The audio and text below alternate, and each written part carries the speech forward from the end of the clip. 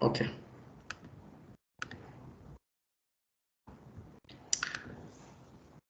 तो बेसिकली जो मैंने वीडियो भेजा था वो सब देख लिया था ना, तो उसमें अच्छा वीडियो देखा ही नहीं, एक व्हाट्सएप पे भेजा नहीं था मैंने?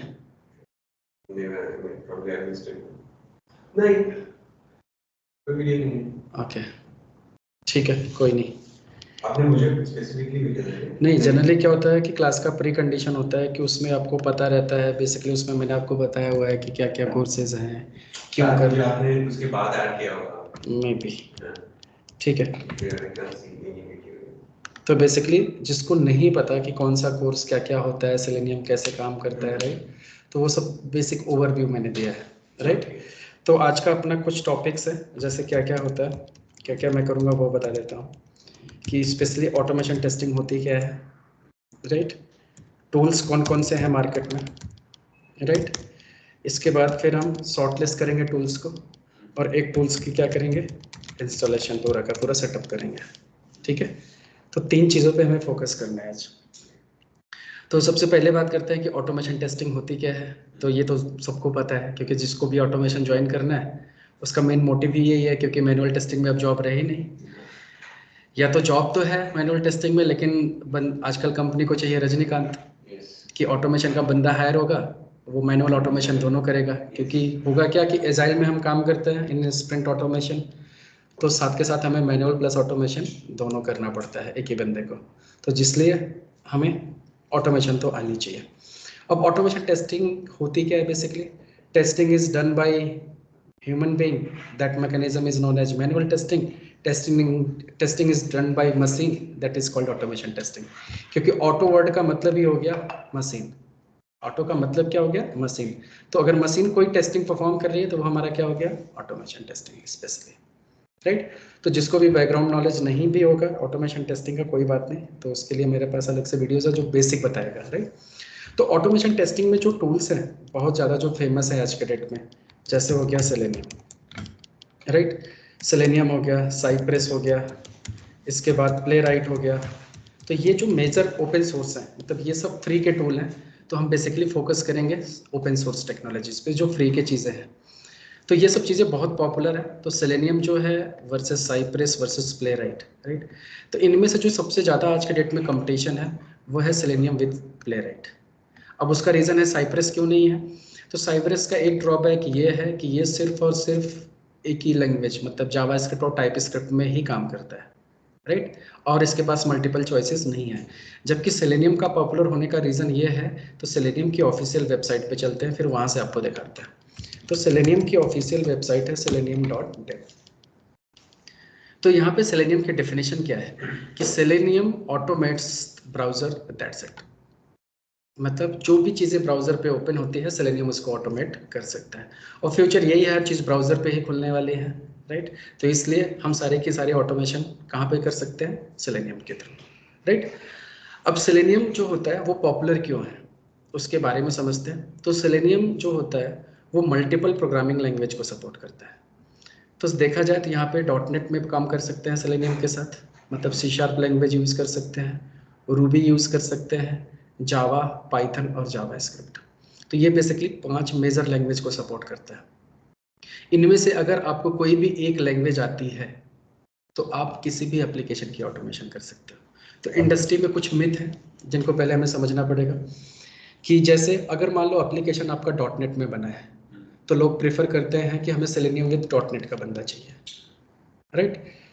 अगर एप्लीकेशन जावा में बना है तो मुझे सेलेनियम विद जावा चाहिए, जबकि मैंडेटरी नहीं है, मैंडेटरी नहीं है। तो अगर आपका डॉटनेट में भी एप्लीकेशन बना है और अगर आपको सेलेनियम विद जावा आता है तब भी आप इसको ऑटोमेट कर सकते हो। तो मतलब ओवरऑल कि कोई भी एक लैंग्वेज अगर आपको आती है तो आप किसी भी एप्लीकेशन को ऑटोमेट कर सकते हो, दैट्स द थिंग, राइट। अब इसके पीछे का लॉजिक क्या है कि क्यों वो चाहते हैं कि डॉटनेट में एप्लीकेशन बना है तो डॉटनेट वाला बंदा चाहिए, क्योंकि इंफ्रास्ट्रक्चर कॉमन हो जाता है। क्योंकि उनको ये पता है कि डॉटनेट के डेवलपर्स हमारे पास हैं, अगर ऑटोमेशन में उसको कभी कोई चैलेंज आया तो डेवलपर उनकी हेल्प कर सकते हैं कोडिंग में। इस वजह से उनको चाहिए होता है और कोई रीज़न नहीं है। अगर ऑटोमेशन का बंदा सफिशिएंट नॉलेज है उसको, जिसको हेल्प की ज़रूरत नहीं है, तो कोई भी काम कर सकता है। तो जावा भी आती है तब भी आप काम कर सकते हो, दैट्स नॉट ए चैलेंज। तो ओवरऑल इन पांचों लैंग्वेज में से आप कोई भी लैंग्वेज चूज कर सकते हो। तो सबसे वाइडली जो यूज होने वाली लैंग्वेज है जावा। जावा इसलिए क्योंकि जावा आज से नहीं है, 30 साल हो गए, 30th ईयर्स हो गया ऑलमोस्ट जावा को इंडस्ट्री में, राइट। और 30 ईयर्स में कितनी भी टेक्नोलॉजीज आई और गई, लेकिन जावा अभी तक पॉपुलर ही है। जो काम जावा करता है आज भी वही जावा ही कर रहा है, राइट। तो इसलिए जावा अभी भी मार्केट में है और फ्यूचर में भी रहेगा। तो इसलिए सबसे ओल्ड इज गोल्ड वाली कंसेप्ट है ये। पाइथन डेफिनेटली ये ट्रेंडिंग लैंग्वेज है इस टाइम पे मार्केट में। कहते हैं लोग कि ये जावा को बीट करेगा, लेकिन नहीं, ऐसा नहीं हो पाएगा क्योंकि इसका आर्किटेक्चर बिल्कुल अलग है, राइट। तो जब भी सिक्योरिटी की बात होगी तो जावा ही यूज में आएगा, राइट। तो जावा की अगर आपको कोई प्रॉब्लम भी होती है तो जावा में आपका कम्युनिटी बहुत स्ट्रांग है, स्टेबल है, एक से एक बंदे इसके मिल जाएंगे जो आपके प्रॉब्लम को सॉल्व कर सकते हैं इंडस्ट्री में, राइट। तो सबसे बेस्ट जो है आप जावा के थ्रू जा सकते हो। सेकंड चॉइस अगर आप मेरे से पूछोगे तो ऑफ कोर्स मैं पाइथन सजेस्ट करूंगा, राइट। तो सेलेनियम जो है वो मल्टीपल प्रोग्रामिंग लैंग्वेज को सपोर्ट करता है। This is the one of the reason क्योंकि सेलेनियम पॉपुलर क्यों है, कि आप कोई भी एक लैंग्वेज जानते हो तो आप सेलेनियम में काम कर सकते हो। दूसरी चीज क्या है और एडवांटेजेस का क्या है कि सेलेनियम जो है वो मल्टीपल ब्राउजर्स को भी सपोर्ट करता है। तो अगर जैसे पहले यूएफटी करके टूल मार्केट में आया था तो वो सिर्फ आई ब्राउज़र को सपोर्ट करता था, बाद में अलग अलग ब्राउजर्स में भी कंपेटिबिलिटी आने शुरू हुई, लेकिन बहुत चैलेंजेस थे उसमें, राइट। बट सेलेनियम क्या है, इन सारे ब्राउजर्स को सपोर्ट करता है। तो अगर आपको एप्लीकेशन के टेस्टिंग डिफरेंट ब्राउजर्स पे भी करना है तब भी सेलेनियम सपोर्ट करता है, जिसकी वजह से इस अनदर रीज़न है इसकी पॉपुलैरिटी का। इसके साथ के साथ ये मल्टीपल प्लेटफॉर्म को भी सपोर्ट करता है, ऑपरेटिंग सिस्टम को। अगर आपके पास लिनक्स मशीन है तब भी आप काम कर सकते हो, मैक मशीन है तब भी कर सकते हो, विंडो है तब भी कर सकते हो। तो ये मेजर 3 ऑपरेटिंग सिस्टम है जो वाइडली इंडस्ट्री में यूज़ होती हैं और ये तीनों को सपोर्ट करता है। तो इस वजह से भी सेलेनियम पॉपुलर है। तो सेलेनियम के पॉपुलर होने के 3 रीज़न मिल गए कि ये multiple operating systems, multiple browsers और मल्टीपल प्रोग्रामिंग लैंग्वेज को सपोर्ट करता है और साथ के साथ फ्री है। और सेलेनियम भी इंडस्ट्री में लास्ट 20 ईयर्स से है। अभी recently last 2 month back 20 years पूरा किया सेलेनियम ने इंडस्ट्री में। तो जो चीज़ 20 ईयर्स से है मतलब प्रूवन सोल्यूशन है, राइट। तो इसकी कम्युनिटी स्ट्रांग है, सारी चीज़ें कोई भी प्रॉब्लम सर्च करोगे तो इसका सोल्यूशन मिल जाएगा। और स्पेशली दोनों अच्छे खिलाड़ी हैं, जावा भी और सेलेनियम भी, दोनों ओल्ड हैं, तो इसलिए ये सबसे ज़्यादा कॉम्बिनेशन इसके पॉपुलर है।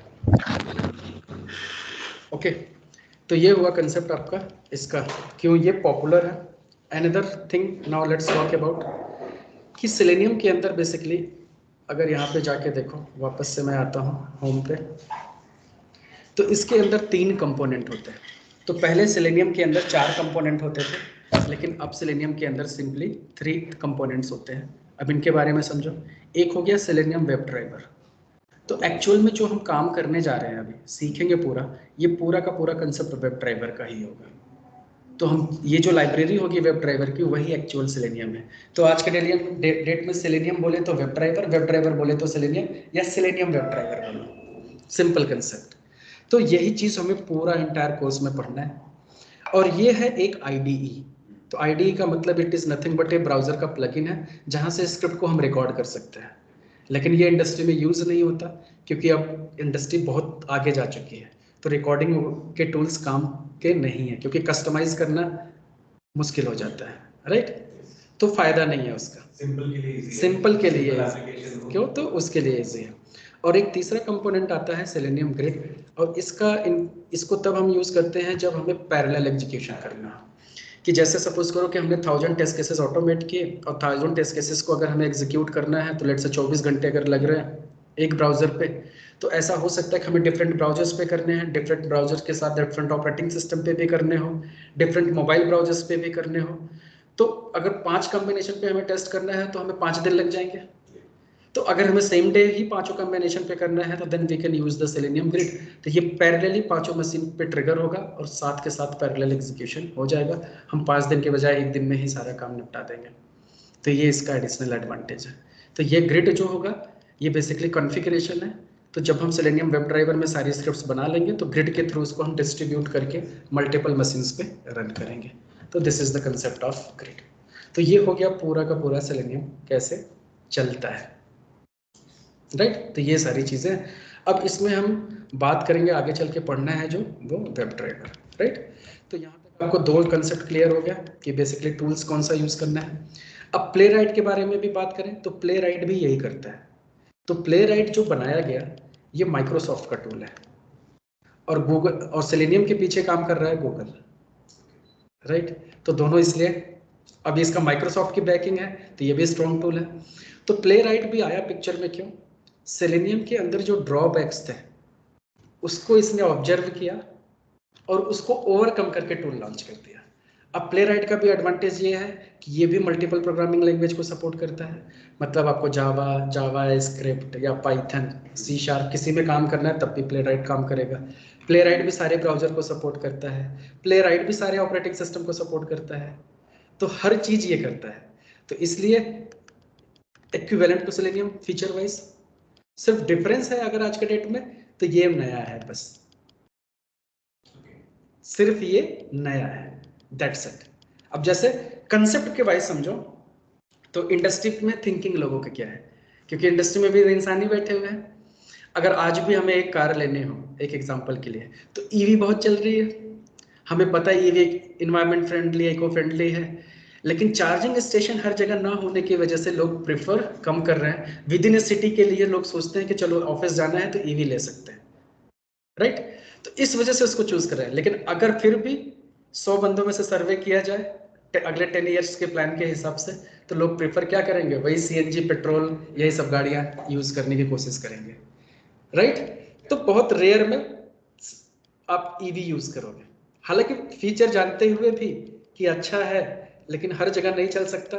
मान लो प्रॉब्लम आ गई, अभी क्या है पेट्रोल की गाड़ियों के मैकेनिक्स भी हर जगह अवेलेबल है, कहीं प्रॉब्लम आई तो कहीं भी खड़े कर दो गैरेज में, आराम से काम हो जाएगा। लेकिन अब ईवी में तो प्रॉब्लम आ सकती है कि जरूरी नहीं सब बना पाए, तो ये भी एक दिक्कत है, राइट। तो यही चैलेंजेस अभी सेलेनियम और प्लेराइट के बीच में है। प्लेराइट सेलेनियम का कौन सा ड्रॉबैक है जिसको कवर करता है? वो अब हम पहले इसको पढ़ेंगे तब हम ड्रॉबैक्स फाइंड आउट होगा, राइट। तो प्लेराइट का मार्केट अच्छा है, फ्यूचर अच्छा हो सकता है अगर ये अकॉर्डिंगली चला तो, लेकिन तब तक सेलेनियम भी चुप तो नहीं बैठेगा, राइट।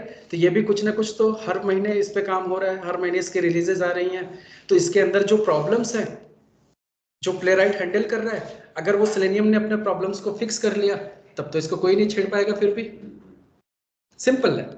तो ये ऐसा तो करेगा ये, राइट। तो इसलिए ये अभी नहीं जाने वाला इतने आसानी से, तो इसलिए अभी भी सेलेनियम टॉप पे है। दूसरी चीज, जितने भी प्रोजेक्ट पहले के ऑटोमेशन में हो चुके हैं सब सेलेनियम यूज कर रहे हैं, तो जो पहले से ऑटोमेशन हो रखा है उसको कोई अननेसेसरी नया टूल पे माइग्रेट क्यों करेगा जब तक तो कोई एडवांटेज ना मिले उसको। अब प्लेराइट क्या है कि जब भी कोई नया प्रोजेक्ट आता है तो वहां पे हो सकता है कि प्लेराइट यूज हो, लेकिन फिर से चैलेंज एक है रिसोर्सिंग का, कि सेलेनियम में 20 ईयर से है तो इसके भर भर के रिसोर्स मार्केट में है, कभी भी वैकेंसी में निकालो तो सेलेनियम के बंदे मिल जाएंगे इजिली, लेकिन प्लेराइट के बंदे हो सकता है ना मिले जल्दी। So playwright का और सेलेनियम का, so basically they are automation tools. उसमें framework होता है दोनों में, तो more or less similar ही होगा, right? So it won't be a big change in terms of implementing selenium का ही जैसा approach यहाँ पे implement करके इसको किया जाए, आगे लेके जाया जाए। तो वही कंसेप्ट है बैकग्राउंड में, तो जो काम सेलेनियम करते हैं वही काम प्लेराइट भी कर रहा है। सेलेनियम वाला बंदा प्लेराइट पे काम कर सकता है अगर थोड़ा सा, हाँ ऑब्वियसली। तो आर्किटेक्चर थोड़ा सा डिफरेंट है, काम करने का तरीका डिफरेंट है, लेकिन जिसने एक टूल पे काम कर लिया, जैसे एक सिंपल से बात है, जिसने जुपिटर चला लिया वो एक्टिवा भी चला लेगा, ठीक है, सिंपल से बात है। या फिर जिसने कार मैनुअल चला लिया तो ऑटोमेटिक भी चला लेगा, तो वैसा ही है। तो ऑलमोस्ट जैसे होता क्या है कि हमने सेलेनियम में देखा कि कैसे क्लिक करते हैं, तो प्लेराइट में कैसे, हमें सिर्फ ये खोजना है इस पे कैसे क्लिक करेंगे, तो अलग जगह पे होगा, बस सिंपल से बात है। तो जिसका ऑटोमेशन का कंसेप्ट क्लियर है, टूल कोई भी हो थोड़ा सा एफर्ट करके वो कर सकता है, सिंपल है, समझ गए। तो जो सेलेनियम वाले बंदे हैं वो सारे के सारे प्लेराइट पे काम कर सकते हैं इजिली अपने आप से, सेल्फ लर्निंग से, समझ में आ गया। तो ये हुआ। तो प्लेराइट का अभी सिर्फ यही प्रॉब्लम है कि मान लो अभी ये इंडस्ट्री में नया नया आया है, कहीं पे आप अटक गए तो कहीं से हेल्प नहीं मिलने वाली। तो ये एक ड्रॉबैक इसका बड़ा है। कम्युनिटी अभी बहुत स्ट्रांग नहीं हुई है, बंदे रिसोर्स इसके अच्छे नहीं मिल सकते अभी मार्केट में, राइट। तो ये सब चैलेंजेस है, लेकिन ओवर द टाइम सेलेनियम का एक अल्टरनेटिव सोल्यूशन ये हो सकता है। That's it. क्लियर? तो यहाँ तक आपको ये कंसेप्ट क्लियर हो गया कि कौन सा टूल है हमारे पास। तो ये तीनों टूल जानते रहो, ठीक है, क्योंकि तीनों आपस में कॉम्पिटिटर है। और सेलेनियम का सबसे बड़ा कॉम्पिटिटर इस समय प्लेराइट है, ठीक है। ओके, नाउ अगर आपने डिफाइन कर ही लिया कि हमें सेलेनियम ही पढ़ना है और जावा के साथ पढ़ना है, तो now we can start Selenium with Java. तो अब अगर हमें सेलेनियम विद जावा से काम करना है तो सबसे पहला काम है क्या क्या सॉफ्टवेयर की रिक्वायरमेंट है। तो सबसे पहला सॉफ्टवेयर हमें इंस्टॉल करना है जावा, राइट। और जावा 17 एटलीस्ट मिनिमम रिक्वायरमेंट हमारे पास होगी। तो अब इसको साथ के साथ आप लोग डाउनलोड करो और इंस्टॉल करते जाओ, राइट। तो सबसे पहले जाके क्या करना है, हमें चेक करना है कि हमारे सिस्टम में पहले से जावा है कि नहीं है। अगर है तो वेल एंड गुड, नहीं है तो हमें करना पड़ेगा।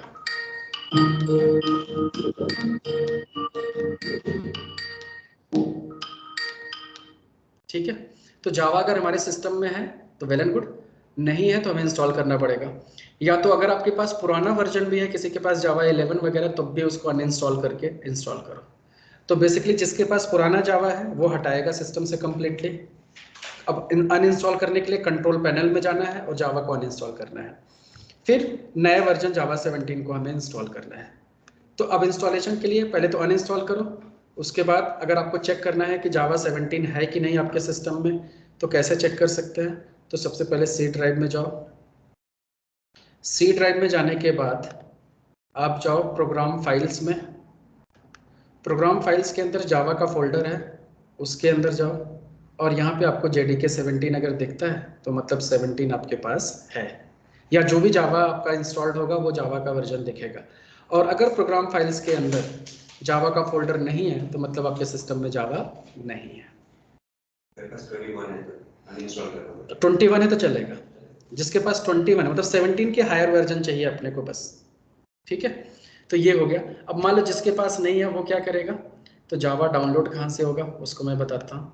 तो यहाँ से आपको करना है डाउनलोड JDK 17, आपको टाइप करना है JDK 17 या 21 भी ले सकते हो। तो पहले लिंक पे आपको क्लिक करना है और यहाँ से जाने के बाद स्क्रॉल करना है, तो यहाँ पे आपको विंडोज 64 बिट इंस्टॉलर दे रखा है। तो ये है लिंक जिस पे क्लिक करते ही ये डाउनलोड हो जाएगा। तो इस लिंक को मैं कॉपी करता हूँ और चैट पे दे देता हूँ। तो जस्ट इसको आप क्लिक करोगे और ये डाउनलोड हो जाएगा। तो डाउनलोड होने के बाद it is just EXE file. तो इसको डबल क्लिक करके नेक्स्ट नेक्स्ट करके जब तक करना है जब तक ये क्लोज ना लिखा आ जाए। तो क्लोज जैसे ही क्लिक लास्ट में क्लिक करोगे तो ये इंस्टॉल हो गया। अब इंस्टॉल होने के बाद आपको वेरीफाई करना है कि जावा सक्सेसफुली इंस्टॉल हुआ कि नहीं। तो उसके लिए आपको क्या करना है, यहाँ से CMD ओपन करना है, कमांड प्रॉम्प्ट CMD टाइप करना है और यहाँ से जाके कमांड रन करना है जावा स्पेस हाइफन वर्जन और एंटर करना है। तो यहाँ से ये बता देगा कि जावा का वर्जन ये है आपका 17, 21 वॉटेवर जो भी आपने इंस्टॉल किया। तो ऐसे चेक कर सकते हैं कि जावा सिस्टम डिटेक्ट कर पा रहा है कि नहीं। तो जावा स्पेस हाइफन वर्जन करके कमांड है बेसिकली। तो यहाँ से हमने ये कर दिया तो जावा हमारा इंस्टॉल्ड हो गया। अब नेक्स्ट स्टेप अपना क्या है कि हमें एक एडिटर चाहिए जिस पे हमें कोड लिखना है, राइट। तो इसके लिए दो पॉपुलर ऐप हैं हमारे पास, जैसे मार्केट में तो बहुत सारे हैं। जैसे आप इंटेलिजा यूज़ कर सकते हो, आप एक्लिप्स यूज़ कर सकते हो, आप VS कोड यूज़ कर सकते हो। ऐसे बहुत सारे हैं मार्केट में, बहुत सारे एडिटर हैं जो जावा को सपोर्ट करते हैं, ऑलमोस्ट सारे ही करते हैं। तो इनमें से सबसे बेस्ट जो है वो है आज के डेट में इंटेलिजा, जो हम यूज़ कर सकते हैं, राइट। एक्लिप्स भी यूज़ करेंगे आगे चल के आधे सिलेबस के बाद, राइट। तो हमें दोनों के दोनों एडिटर पे काम करना आना चाहिए। तो अब देख दोनों टाइप से हैं। तो जैसे विजुअल स्टूडियो भी दो टाइप के हैं, एक प्रोफेशनल है एक VS कोड है। तो VS कोड फ्री है, प्रोफेशनल पेड है। ऐसे इंटेलिजा प्रोफेशनल है जो पेड वर्जन है और इंटेलिजा में भी कम्युनिटी एडिशन आता है। तो लेट्स से कि इंटेलिजा कहाँ से डाउनलोड होगा और कैसे हमें इसको इंस्टॉल करना है।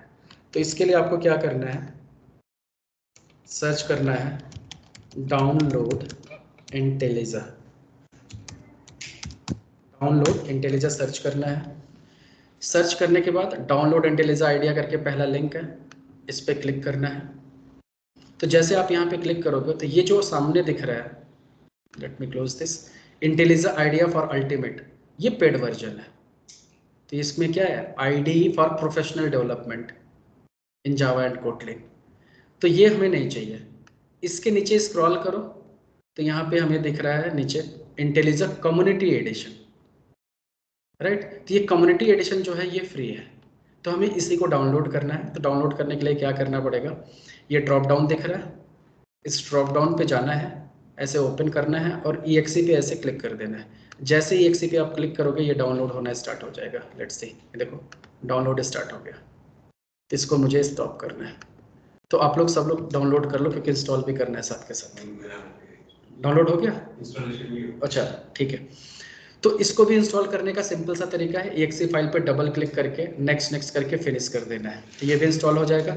और अगर किसी को प्रॉब्लम होती है तो वो मुझे बताएगा, स्क्रीन शेयर करेगा, तो मैं नेक्स्ट क्लास में उसको रिजॉल्व करूँगा, राइट।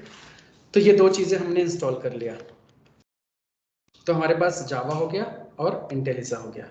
अब थर्ड ऑप्शन अपने पास क्या है कि सेलेनियम पे हमें काम करना है, तो सेलेनियम की अपने को लाइब्रेरी लगेगी। तो सेलेनियम का कोई इंस्टॉलर नहीं होता, तो बेसिकली सेलेनियम की हमें एक लाइब्रेरी लगती है, ये डाउनलोड करना है अपने को। तो अब ये डाउनलोड कहाँ से करेंगे ये दिखाता हूँ आपको। तब तक मैं इंटेलिजा का भी आपको लिंक दे देता हूँ चैट पे।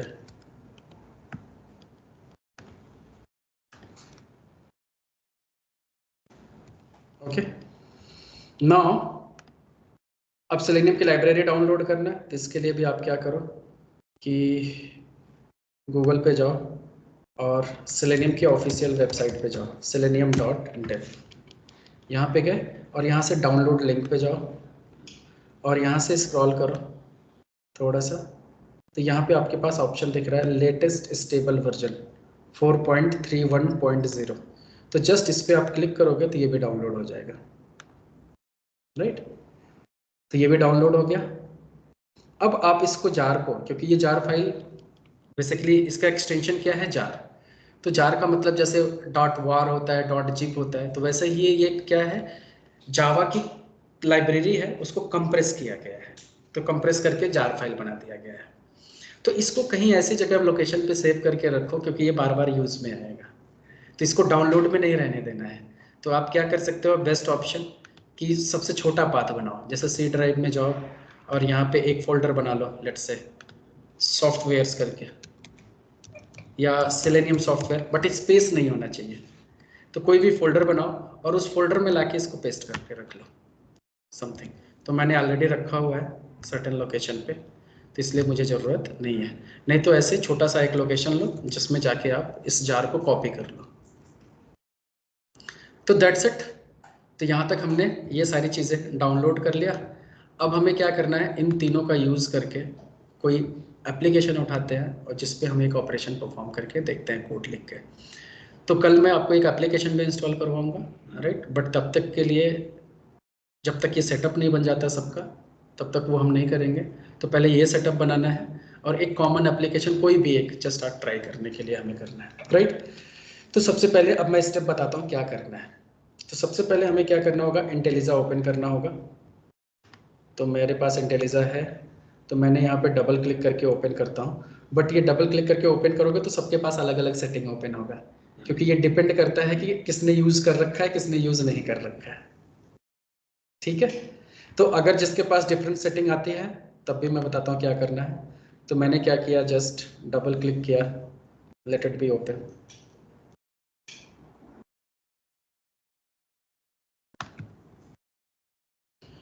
तो मैंने जब इंटेलिजा ओपन किया तो डिफ़ॉल्ट मैंने जो लास्ट जहाँ पे ओपन करके रखा होगा वहीं पे ये ओपन हो जाता है, राइट। तो आपको टेंशन लेने की ज़रूरत नहीं है। आपको क्या करना है, आपके जो भी सेटिंग आती है कोई दिक्कत नहीं है, राइट।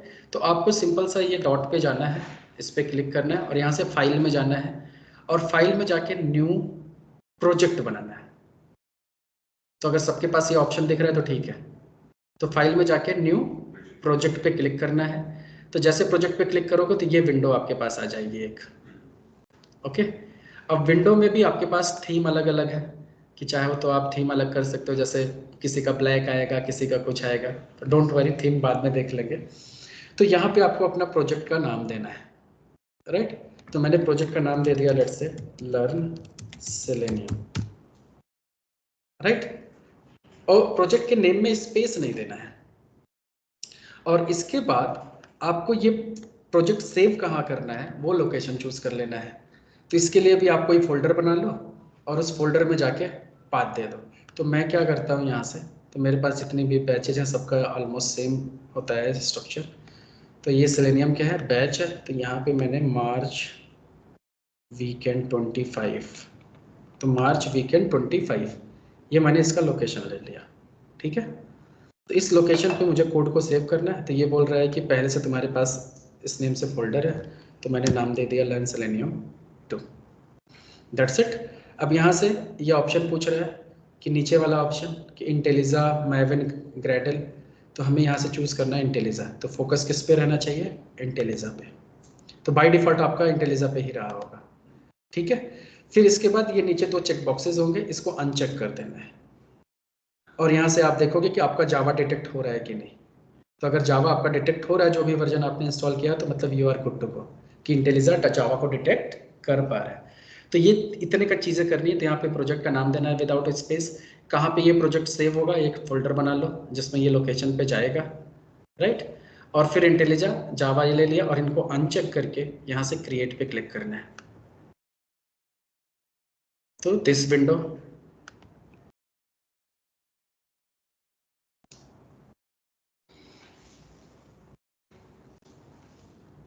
That's it. तो जैसे आपने ये किया, यहाँ तक प्रोजेक्ट बनाया, तो ये विंडो ओपन हो जाएगी आपके पास। तो इसके अंदर अगर आप देखोगे तो एक आइडिया करके फोल्डर है।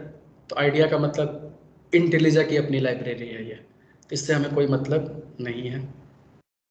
और एक्सटर्नल लाइब्रेरी में देखोगे तो यहाँ पे जावा आपका दिख रहा होगा कि जावा आपका एसोसिएट हो गया ऑटोमेटिकली प्रोजेक्ट के साथ। और ये आपका एसआरसी फोल्डर है। तो एसआरसी फोल्डर का मतलब होता है सोर्स कोड, और इसी के अंदर हमें काम करना है, राइट। तो एसआरसी पे जाके मैं क्या करता हूँ कि एक और फोल्डर बनाता हूँ एसआरसी के अंदर, राइट। तो फोल्डर तो एसआरसी के अंदर कैसे बनाते हैं, तो न्यू के अंदर हम पैकेज बनाएंगे। तो एसआरसी न्यू पैकेज। तो आपको एसआरसी सेलेक्ट करना है पहले, फिर उस पर राइट क्लिक करना है, फिर न्यू, और यहाँ पे जाके पैकेज, पैकेज पे क्लिक करना है और यहाँ पे नाम दे दो let's say selenium code. Space नहीं देना है फोल्डर में, फोल्डर के नेम में। तो सेलेनियम कोड करके एंटर कर दो। तो यहाँ पे ये फोल्डर बन गया, राइट। अब इस फोल्डर में जाके, अब चूंकि हमें जावा पे काम करना है, राइट, तो सबसे पहले इंपॉर्टेंट ये है कि कुछ पैटर्न को समझना। अब हम डायरेक्टली जावा इंस्टॉल किए और जो भी लाइन के कोड लिखेंगे हम जावा में लिखेंगे। तो सबसे पहले लॉजिकली हमें जावा सीखनी चाहिए, तभी आपको सेलेनियम आएगा। लेकिन मेरा पैटर्न थोड़ा सा अलग है, तो मैं पहले जावा आपको नहीं सिखाऊंगा, मैं दोनों को मिक्स करूंगा। तो मैं क्या करने वाला हूँ, आपको 2 से 3 क्लासेस, मतलब इनिशियली मान लो 4 क्लास आपकी मैं लूँगा सेलेनियम पे। अब हो सकता है कि आपके पास डाउट हो कि हमें जावा पता नहीं, सेलेनियम में हम काम कैसे करेंगे। This could be the first thing. तो 4 क्लासेस सेलेनियम लेंगे, फिर 6 क्लासेस आपकी जावा की लेंगे, जावा की होगी। फिर दोनों को मिक्स करके एक्चुअल ऑटोमेशन करेंगे, क्योंकि हमारा एंड गोल सेलेनियम सीखना नहीं है, हमारा एंड गोल जावा सीखना नहीं है। हमारा एंड गोल है कि एक एप्लीकेशन कोई भी हो हम उसकी ऑटोमेशन करें। तो बैकग्राउंड में सेलेनियम जावा अपने आप लर्न होगा, क्योंकि रीजन क्या होता है, अगर आप सेलेनियम लर्न करोगे, जावा लर्न करोगे, तो आपको ये दोनों तो आ गया है, लेकिन आपको रियल एक्सपीरियंस नहीं होगा कि ऑटोमेशन करना कैसे है, ऑटोमेशन की स्ट्रेटजी यूज कैसे होती है, किसी टेस्ट केस को ऑटोमेट कैसे करें, वो चीज़ आप नहीं सीख पाओगे, जो कि आपका रियल एक्सपीरियंस होगा। लेकिन अगर हमारा फोकस वो होगा कि किसी टेस्ट केस को ऑटोमेट करना कैसे होता है, वो सीख गए, तो बैकग्राउंड में तो ऑफकोर्स सेलेनियम जावा तो यूज ही होगा। तो हम तीनों चीज़ें सीख लेंगे उस तरीके से, राइट। तो पहले 4 क्लास हम सेलेनियम करेंगे, 6 क्लास आप जावा करेंगे, फिर हम मिक्स करके क्या करेंगे, ऑटोमेशन करने वाले हैं। फिर वापस से जाएंगे, फिर पूरा जावा पढ़ेंगे, फिर पूरा सेलेनियम पढ़ेंगे, फिर फ्रेमवर्क बना के फिर ऑटोमेशन करेंगे। तो ऐसे हमारा माइलस्टोन होगा, राइट। अब बात आती है कि विदाउट जावा हम सेलेनियम का कोड लिखेंगे तो प्रॉब्लम तो होगी हमको। तो यहाँ पे आपको एक लॉजिक यूज करना है। तो जो चीज़ नहीं आपको पता है, तो उसके लिए आपको कोई चीज़ सीखना चाहते हो, तो जैसे जावा हो गया या सेलेनियम हो गया, इन सबको सीखने का एक शॉर्टकट ये होता है कि आपको बच्चा बनना पड़ेगा। जैसे एग्जाम्पल के लिए, अगर हमारे घर में छोटे बच्चे होते हैं तो हम जो भी लैंग्वेज यूज़ करते हैं, चाहे हिंदी, मराठी, इंग्लिश, जो भी यूज़ करेंगे, बाय डिफ़ॉल्ट वो बिना स्कूल गए हुए वो चीज़ें सीख लेता है। वो कैसे सीखता है? सिर्फ कल्चर से, इन्वायरमेंट से, और इजिली सीख लेता है। लेकिन अगर वही चीज़ अगर हम ही इस उम्र में जाके आपको मलयालम सीखना हो, कन्नड़ सीखना हो या फ्रेंच सीखना हो, बहुत मुश्किल होगी, क्योंकि हम उसमें लॉजिक लगाने लगेंगे, अपना दिमाग लगाने लगेंगे कि ये चीज़ कैसे, क्यों, तब हमें मुश्किल होता है। बच्चे ये नहीं सोचते इतना, वो पैटर्न देखते हैं, डायरेक्ट याद कर लेते हैं कि ऐसे ही होता है, क्योंकि बच्चों को बता दिया ये पापा है तो ये पापा है, ये मम्मी है तो मम्मी है, बात खत्म, उनके दिमाग में वो चीज़ सेट हो गई। तो वही सेम पैटर्न हमें यहाँ पे यूज़ करना है। हमें जावा सीखने के लिए सोचने की ज़रूरत नहीं है, किसी चीज़ को मान लेना है कि ये ऐसे होता है। जैसे एक एग्जाम्पल बताता हूँ, अगर हमें ड्राइविंग सीखनी है, सिंपल सी बात है, तो ड्राइविंग में हमें क्या कराया जाता है? अगर आप ड्राइविंग का कोई कोर्स करते हो, मोटर, चाहे बाइक सीखो या कार सीखो, तो वहाँ हमें थियरी नहीं पढ़ाई जाती, वहाँ हमें सीधे स्टीयरिंग पे बैठाया जाता है, बता दिया जाता है कि देखो यहाँ से स्टार्ट होता है, ये क्लच है, ये ब्रेक है, ये गियर है, ये ऐसे काम होता है। उसके बाद वो तुमको उसी पे प्रैक्टिस करवाते हैं, खाली जगह पे ले जाके पहले गियर लगाओ, धीरे धीरे एक्सीलेटर दो, बस 2-3 घंटे चलाओ। यही पैटर्न यूज करते हैं। तो पैटर्न यूज कर करके धीरे धीरे तुम्हारा कॉन्फिडेंस बढ़ता जाता है और तुम एक्चुअल में ड्राइविंग सीख गए। लेकिन अब वो क्लच दबाने पे क्या होता है, ब्रेक दबाने पे गाड़ी कैसे रुकती है, गियर शिफ्ट कैसे होता है अंदर, हमें नहीं पता, लेकिन पर्पज हमारा सॉल्व हुआ कि नहीं अल्टीमेटली। तो वही पैटर्न मैं यहाँ पे यूज करने वाला हूँ कि हमें दिमाग नहीं लगाना है कि कोई चीज क्यों है। जैसे एग्जाम्पल के लिए कि अगर मैंने बोला ये ए है, ये बी है, ये सी है, तो आपने मान लिया ये ए बी सी है क्योंकि आप पहले से जानते हो। लेकिन अगर मैं ये पूछूं ए ऐसा क्यों है, या बी ऐसा क्यों है, या ए के बाद बी क्यों आया, तब आप सोचोगे ये तो हमने कभी सोचा ही नहीं। सिंपल। तो अगर आप यही सोचोगे अभी भी कि ए ऐसा क्यों है, तब प्रॉब्लम में आ जाओगे। लेकिन अगर आप मान लोगे कि ए ऐसा ही है, तो आप स्मूथली रन करोगे चीजों को। तो इसीलिए अभी का हमारा कंसेप्ट क्या होगा कि हम सिर्फ समझेंगे कि ये चीज का मतलब क्या होता है, इसका काम क्या है, एज इट इज कैसे लिखा जाता है, हम याद कर लेंगे। तो इनिशियली कुछ चीजों को हमें याद करना पड़ता है, फिर वो वही हमारा बेस बन जाता है। जैसे ए बी सी को ए से जेड तक जिसने समझने की कोशिश किया होगा वो आज तक नहीं कर पाएगा कुछ, ये इसको याद ही करना पड़ेगा, तब भी हम आगे इसके यूज कर सकते हैं। तो वही कंसेप्ट है कि पहले हमें कुछ चीजें याद करनी पड़ेगी, और बहुत मुश्किल नहीं है, और उसको प्रैक्टिस करना पड़ेगा। जैसे ए बनाने के लिए बचपन में हमें बहुत मेहनत लगी होगी, टेढ़ा बनाते थे, बहुत चैलेंजेस होता था, लेकिन एक टाइम के बाद आया। तो वैसे आएगा जितना आप प्रैक्टिस करोगे। तो चलो देखते हैं। तो सबसे पहले हमने क्या किया कि यहाँ पे प्रोजेक्ट बनाया, प्रोजेक्ट बनाने के बाद फोल्डर बनाया, और फोल्डर के अंदर मैं राइट क्लिक करके अब एक क्लास बनाऊंगा। तो क्लास का मतलब अब यहाँ पे समझो क्या है कि प्रोजेक्ट का मतलब हो गया कि एक कॉपी, नोटबुक, एक नोटबुक हो गया। अब नोटबुक पे हमने पहले हेडिंग डाल दिया कि पर्टिकुलर कौन से सब्जेक्ट का है, तो that is nothing but A project name. अब उस नोटबुक के अंदर पेजेज होंगे, तो एक पेज बनाएंगे, पेज पे लिखना स्टार्ट करेंगे, तो page is nothing but A class. तो जावा में क्लास क्या हो गया, एक पेज बन गया। तो बेसिकली हमने यहाँ पे क्या किया, जावा क्लास लिया, और पेज का नाम दे सकते हैं, वैसे क्लास का नाम दे सकते हैं कि भाई इस पेज पे कौन सा चैप्टर हम करने जा रहे हैं, राइट। तो सबसे पहला प्रोग्राम हम जावा में बनाते हैं तो क्या बनाते हैं, हेलो वर्ल्ड या हेलो जावा समथिंग। तो जब भी क्लास का नाम लेंगे, लिखेंगे, तब भी उसमें भी स्पेस नहीं देना है। तो सीधे सीधे हेलो वर्ल्ड लिखा और एंटर प्रेस कर दिया, तो ये क्लास हमारी बन गई। अब ऊपर क्या लिखा है, पैकेज क्यों लिखा है भूल जाओ, कोई मतलब नहीं। अब बेसिकली सिर्फ यहां से देखो कि क्लास, पब्लिक क्लास, ये क्लास का नाम आपने बनाया, और इसकी बॉडी स्टार्ट हुई, बॉडी यहाँ पे क्लोज हुई। अब हमें जो भी कोड लिखना है इस बॉडी के अंदर लिखना है, राइट। बॉडी के अंदर ही हमें कोड लिखना है। और कोड लिखने से पहले अब यहाँ पे हमें एक लाइन और लिखनी पड़ेगी, सिंपल सा टाइप करो मेन। जैसे मेन लिखोगे तो यहाँ पे एंटर का ऑप्शन आया, और इसको एंटर कर दो। मेन ऐसे दिख रहा है, तो इसको एंटर करोगे तो ये खुद से कोड लिख देगा एक, क्योंकि ये अगर इसको टाइप करोगे तो आपसे मिसमैच होने के चांसेस हैं। तो ये सीधे सीधे क्या करो, शॉर्टकट यूज करो। तो सिर्फ हमने जैसे मेन टाइप किया, जिसका सिस्टम थोड़ा स्लो होगा तो थोड़ी देर बाद मेन आएगा, लेकिन मेन लिख के चुपचाप बैठे रहो, आ गया एंटर करो, ये लिख दिया। अब जो भी हमें लिखना है इसी मेन के बॉडी के अंदर लिखना है। तो नीचे ध्यान से देखने का कि नीचे 2 ब्रैकेट होने चाहिए क्लोज, राइट, क्योंकि ऊपर एक ब्रैकेट क्लोज हुआ, फिर एक ब्रैकेट इधर हुआ, तो नीचे भी 2 ब्रैकेट क्लोज होने चाहिए, और इसी के बीच में हमें यहाँ पे कोड लिखना है, स्टार्ट करना है। तो सबसे पहला प्रोग्राम होता है कि हेलो वर्ल्ड प्रिंट कराना है। तो प्रिंट करने के लिए हमारे पास यहाँ पे कमांड होता है एस आउट। आपको क्या टाइप करना है, एस आउट लिख के एंटर प्रेस कर देना है। तो जैसे आपने एंटर प्रेस किया तो इसने लिख दिया सिस्टम आउट डॉट प्रिंटलन। तो इसका मतलब ये स्टेटमेंट जो होता है वो प्रिंट करने के काम आता है। तो इसके अंदर ब्रैकेट में डबल कोट के अंदर जो चीज़ भी लिखोगे वो चीज़ प्रिंट हो जाएगी। तो इसके अंदर मैंने लिख दिया let's say welcome to ATH। तो डबल कोट के अंदर मैंने लिख दिया वेलकम टू ATH। अब इसको मुझे रन करना है, तो सीधे सीधे इस पर राइट क्लिक करो और रन हेलो वर्ल्ड का ऑप्शन आया और इस पर क्लिक कर दो, तो आपका आउटपुट आ जाएगा।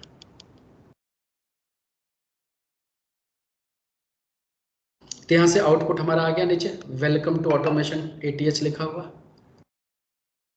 तो अगर आ गया तो मतलब क्या हुआ कि आपका सारा इंस्टॉलेशन करेक्ट है। इसका मतलब ये हो गया कि जावा आपने इंस्टॉल किया, इंटेलिजा इंस्टॉल किया, अब आप जावा का प्रोग्राम बना सकते हो यहाँ पे। ठीक है, तो यहाँ तक हमने टेस्टिंग कर ली। अब इस लाइन को अगर मुझे रन नहीं करना है तो मुझे कमेंट करना है, तो डबल स्लैश लगा दो तो ये कमेंट हो गया। तो जनरली कोड हमें डिलीट नहीं करना चाहिए, कमेंट करके रखना चाहिए, कब कब काम आ जाए पता नहीं, राइट। तो डबल स्लैश से हमने क्या किया, इसको कमेंट किया। अब हमें लिखना है सेलेनियम का कोड यहाँ पे। तो सेलेनियम का भी कोड जो लिखेंगे वो जावा में ही लिखेंगे अल्टीमेटली, राइट। तो सबसे पहले सेलेनियम में काम करने के लिए हमें अब इस प्रोजेक्ट के अंदर, जैसे जावा में काम करने के लिए जावा की लाइब्रेरीज ने बाय डिफॉल्ट ले लिया, तो यहाँ पे हमें लाइब्रेरीज में जावा दिख रहा है।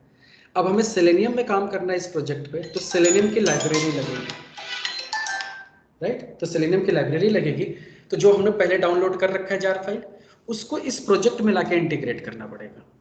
तो वो कैसे करते हैं वो देखो, ये वन टाइम एक्टिविटी होती है, जब भी नया प्रोजेक्ट बनाओगे तब आपको करना पड़ेगा। तो इसके लिए ये जो प्रोजेक्ट है आपका ऊपर दिख रहा है, इस पे सेलेक्ट करके राइट क्लिक करना है और यहाँ पे नीचे आना है, स्क्रॉल करके ओपन मॉड्यूल सेटिंग एक ऑप्शन आएगा, ओपन मॉड्यूल सेटिंग, इस पे क्लिक करो। तो इस पे क्लिक करोगे तो ये विंडो ओपन होगा। तो यहाँ पे आपको लिखा आएगा सोर्स पाथ डिपेंडेंसी, तो डिपेंडेंसी वाले टैब पे क्लिक करना है।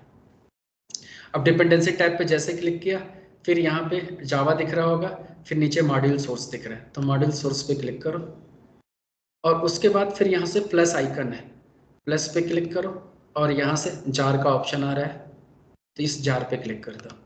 और क्लिक करने के बाद आपकी जार कहाँ पे डाउनलोड करके रखे हो वो लोकेशन खोजो।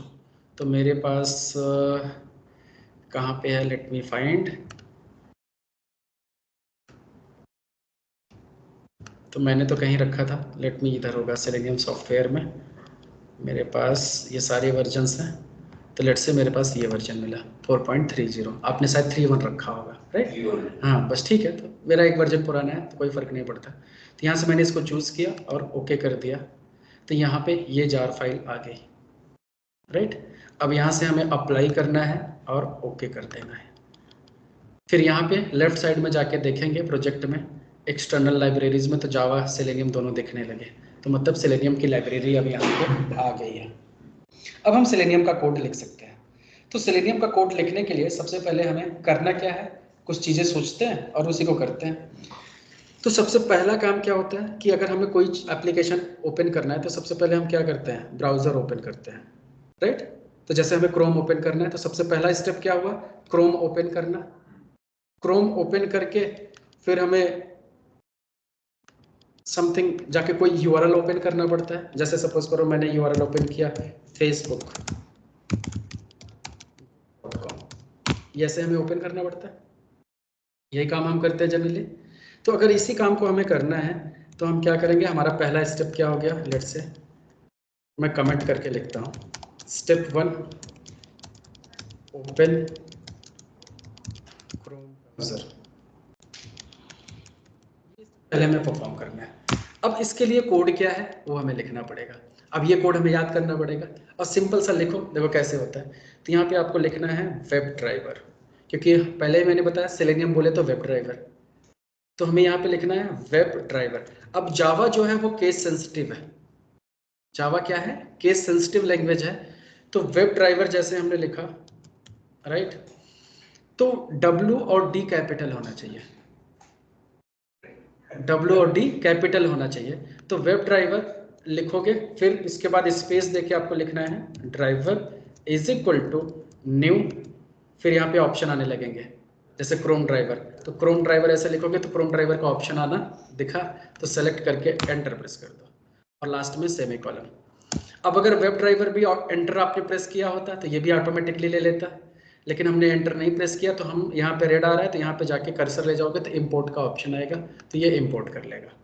तो इंपोर्ट बेसिकली करता क्या है कि ये जो दो लाइब्रेरीज एक्सेस हो रही हैं ये यहाँ से हो रही हैं, तो ये क्या करता है उसका लोकेशन लेता है, तो लोकेशन में इंपोर्ट आ जाता है कि कहाँ से दोनों एक्सेस हो रहे हैं। बेसिकली उन सब चीज़ों में हम बाद में डिस्कस करेंगे, लेकिन ये एक लाइन ऐसी लाइन हो गई कि आप यहाँ से आप क्रोम ब्राउज़र को ओपन कर सकते हो। जैसे ये लाइन रन होगा क्रोम ब्राउज़र ओपन हो जाएगा। ऐसे ही अगर मान लो आपको एज ब्राउज़र ओपन करना है तो जब पहले क्रोम रन करते हैं, राइट, तो इसको सेव किया और यहाँ पे जाके राइट क्लिक करो और रन कर दो। तो जैसे रन करोगे तो ये देखो कि ये क्रोम ब्राउज़र ओपन करेगा।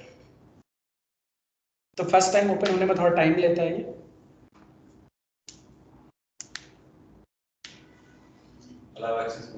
हाँ अलाउ करो एक्सेस, तो मेरा क्रोम ब्राउज़र ओपन हो गया, राइट। तो किसी में अलाउ एक्सेस बोलता है तो चेक बॉक्स चेक करके अलाउ कर दो, तो दोबारा बार बार अलाउ नहीं पूछेगा। तो क्रोम ब्राउज़र ओपन हो गया, तो मेरा ब्लैंक ओपन हुआ है। तो जिसके सिस्टम पे इंस्टॉल नहीं होगा वो डाउनलोड करके इंस्टॉल करके फिर लॉन्च करेगा, सब कुछ अपने आप करेगा, कुछ करने की ज़रूरत नहीं है, राइट। तो मेरा क्रोम ब्राउज़र ओपन हो गया। ऐसे ऐसे अगर मुझे एज ब्राउज़र पे काम करना है तो क्रोम की जगह पे मैं क्या लिखूंगा, एज ड्राइवर लिख दिया यहाँ पे, फिर इसको ऐसे कर्सर ले जाके इंपोर्ट कर दिया। अब मैं रन करूंगा तो ये एज ब्राउज़र ओपन कर देगा। तो किसी भी ब्राउज़र पे काम करना है तो हमें यहाँ पे चेंज करना पड़ेगा सिर्फ। तो Edge driver, Chrome driver, Firefox driver, ऐसे अलग अलग, सफारी ड्राइवर, ऐसे अलग अलग ब्राउजर्स के लिए। तो अब हमारा क्या हो गया, एज हो गया। अब जब भी सेलेनियम किसी ब्राउजर को ओपन करेगा तो यहाँ पे लिखा आएगा Microsoft Edge is being controlled by automation test software, ये लिखा आता है, तो जिससे ब्राउजर को पता रहेगा कि ऑटोमेशन की स्क्रिप्ट रन हो रही है। ठीक है, तो ये चीज़ है। तो ऐसे तो हमें क्रोम ब्राउजर इनिशियली चाहिए, तो लेट से मैंने यहाँ पे लिख दिया वापस से क्रोम, दैट्स इट। तो ये क्रोम ब्राउजर ओपन हो गया। अब ब्राउजर जब ओपन होता है तो उसके अंदर हमें यूआरएल डालना होता है। तो यूआरएल के लिए अब हमें यहाँ पे लिखना पड़ेगा ये ड्राइवर का ऑब्जेक्ट। अब सेकंड स्टेप हमारा क्या है, ओपन एप्लीकेशन या ओपन यूआरएल, सेकंड स्टेप है। अब इसके लिए हमें कोड लिखना है। ये जो ड्राइवर आपने बनाया है ये एक ऑब्जेक्ट बन गया। अब इसी को यहाँ पे कॉपी करो, ड्राइवर डॉट, यहाँ पे मेथड है गेट, गेट लिख के एंटर करो। तो जैसे लिखा, और हर एक लाइन के बाद आपको सेमीकोलन लगाना है, ये भूलना नहीं है, हर एक लाइन के बाद सेमीकोलन। तो गेट के अंदर अब डबल कोट में आपको जो भी एप्लीकेशन ओपन करना है ओपन कर सकते हो। आपको गूगल ओपन करना है, फेसबुक, फ्लिपकार्ट, अमेजॉन, कुछ भी ओपन करना है, लेकिन यहाँ पे मेक श्योर कि HTTP या HTTPS जरूर लगाना है। तो जैसे मान लो कि मुझे सपोज करो फेसबुक ओपन करना है, तो फेसबुक का यूआरएल जनरली क्या होता है, लेट मी इसको डिलीट करता हूँ पूरा और जस्ट मैं फेसबुक को लॉन्च करता हूँ, राइट। तो ये पता नहीं कितना बड़ा यूआरएल ले रहा है, लेकिन अगर यहाँ से कॉपी करो फेसबुक का पाथ को, तो यहाँ से ये देखो पूरा यूआरएल ऐसे होता है, HTTPS है यहाँ पे। तो https://www.facebook.com। तो www मैंडेटरी नहीं है, चाहे रखो या ना रखो, लेकिन मैंडेटरी यहाँ तक जरूर है, HTTP या HTTPS होना जरूरी है, ये लिखना मैंडेटरी है। तो कभी कभी इंटरव्यूअर पूछता है अगर मैंने यूआरएल डालते टाइम अगर ये मैंने भूल गया नहीं दिया तो क्या होगा, तो ये लॉन्च नहीं करेगा, ठीक है। बट कभी कभी क्या होता है, जैसे अभी तक वर्जन में तो नहीं करता, आगे वर्जन में हो गया ऑटोमेटिक लगा लिया तो नोबडी नोस, राइट। तो अभी तक तो यही है कि HTTP या HTTPS जो भी एप्लीकेशन है उसका रहता है टाइप ये, तो ये हमें देना होता है, फिर आपका यूआरएल हो गया। अब इसको सेव करोगे, रन करोगे तो ये क्या करेगा, पहले क्रोम ब्राउजर ओपन करेगा और उस ब्राउजर में ये यूआरएल नेविगेट कर देगा। तो मैंने रन किया तो ये फेसबुक ओपन करेगा, देखो